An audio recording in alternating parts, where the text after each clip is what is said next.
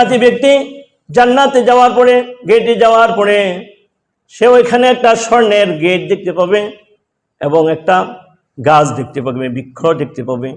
ওখানে দুটা ঝর্ণা দেখতে পাইবে। একটা ঝর্ণা থেকে সে পানি পান করবে। পানি পান করার সাথে সাথে আল্লাহ রাব্বুল আলামিন এই পানির উসিলায় তার পেটের মধ্যে যত ময়লা আবর্জনা আছে চিরদিনের জন্য আল্লাহ পাক শেষ করে দিবেন।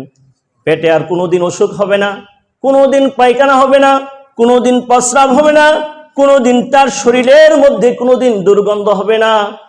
জান্নাতি ব্যক্তির শরীর থেকে যে ঘাম বাহির হবে সেই ঘাম মেশকে আম্বরের চেয়ে সুগন্ধি জাতীয় হবে। শুধু সুবহানাল্লাহ। এইভাবে জান্নাতি ব্যক্তি সে জান্নাতের গেটে গিয়ে উপস্থিত হবে। অবস্থিত হওয়ার পরে এরপরে আরেকটা ঝর্ণা থেকে সে গোসল করবে।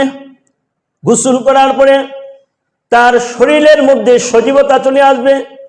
চুল কোনোদিন সাদা হবে না, কোনোদিন তার বয়স কমবে না।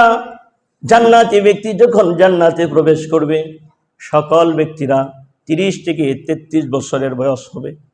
এর থেকে এই বয়স কোনোদিন কমবেও না, বাড়বেও না। এই হাউস থেকে গোসল করার পরে সারা জীবন কোনোদিন সে আর বৃদ্ধ হবে না, কোনোদিন অসুস্থতা হবে না। তার চেহারা পূর্ণিমার চাঁদে নেই উজ্জ্বল হয়ে যাবে।